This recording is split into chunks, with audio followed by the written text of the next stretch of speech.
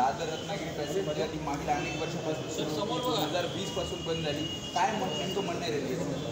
सन 1996 पासून कोकणवासियांच्या हितासाठी दादर ते रत्नागिरी आणि दादर ते सावंतवाडी अशा सर्वसामान्य कोकणवासियांना परवडतील अशा पॅसेंजर ट्रेन चालवल्या जात होत्या.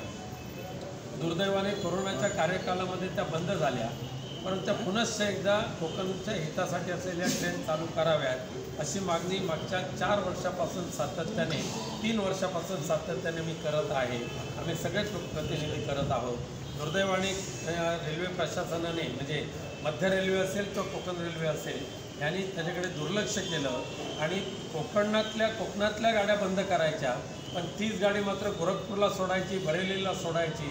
हा जो काय धंदा चालू केला होता त्याच्या विरोधात आज आम्ही कोकणातले शिष्टमंडळ, माझ्यावर माननीय आमदार सुनील शिंदे आहेत, माननीय महेश सावंत आहेत, आमचे अरुण दुधोडकर आहेत, संतोष शिंदे आहेत, आमच्या ॲडव्होकेट योगिता सावंत आहेत, इतर सगळे पदाधिकारी आहेत.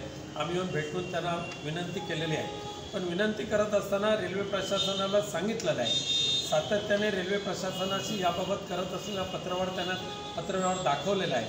आणि जर कोकणवासियांना डावलून जर ती गाडी जर बरेली आणि गोरखपूरला जात असेल तर कोणत्या परिस्थितीमध्ये दादरच्या पुढे गोरखपूर आणि बरेलीची गाडी आम्ही जाऊ देणार नाही हे आम्ही ठणकावून सांगितलेलं आहे. माझ्यावर शिवसेनेचे रेल कामगार सेनेचे सन्माननीय बाबी देव आहेत, संजय जोशी आहेत, अन्य इतर पदाधिकारी आहेत. आम्ही सर्वांनी ठणकावून सांगितलेलं आहे, आमच्या तोंडाला पानं पुसून तुम्ही गोरखपूर आणि बरेलीवाल्यांना जर खूप आंदोलन देत असाल तर ते चालणार नाही.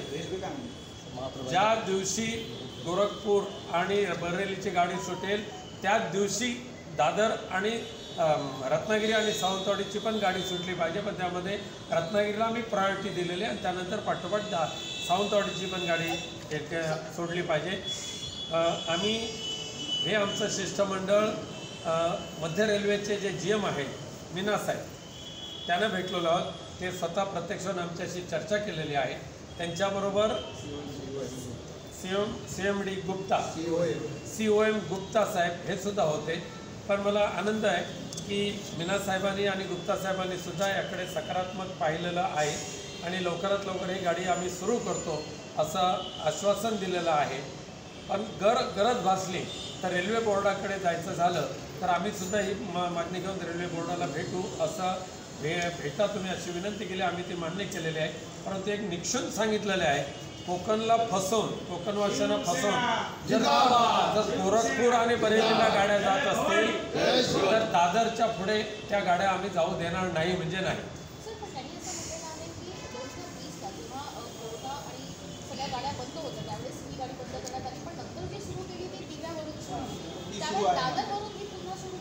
ही मान्य आमची पूर्वीपासून सुद्धा पूर्वीचे जे अधिकारी होते त्यावेळेपासून आत्तापर्यंत तेच आहे. दिव्यापेक्षा ती दादरवरूनच सुरू झाली पाहिजे. त्यावेळेला आम्हाला असं उत्तर दिलं जात होतं की दादरला प्लॅटफॉर्म नाही आहे, प्लॅटफॉर्मची रुंदी नाही आहे, ट्रॅक अवेलेबल नाही आहे, रेग अवेलेबल नाही आहे. आत्ता आमच्या रेल कामगार सेनेने जी माहिती काढलेली आहे त्याच्यामध्ये ट्रॅक आहे, दादरमध्ये प्लॅटफॉर्म आहे, रेगसुद्धा तयार आहे. एवढं असताना ही गाडी न सोडणं हा नादानपणा आम्ही खपवून घेणार नाही. आणि त्यामुळे आता आमचे दुसरे सगळ्यांनी दाखवून दिलेले की पॉसिबिलिटी किती शक्य आहे. तारीख दिली, अल्टिमेटम दिलेलं आहे. पण एक मात्र वाटलं मला की होणार नाही असं त्यांनी सांगितलेलं नाही. मीना साहेबांनी सांगितलेलं आहे की जरूर हम चालू करेंगे. नाही मॅडम, त्यावेळेला माझ्या माहितीप्रमाणे मी ज्या वेळेला आलो त्यावेळेला दादरला प्लॅटफॉर्म अवेलेबल नाही आणि आता तो रेग नाही असं सुद्धा सांगितलं जात होतं.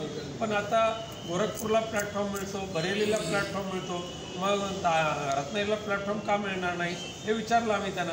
पण सुदैवाने त्यांनी सकारात्मक प्रतिसाद दिलेला आहे.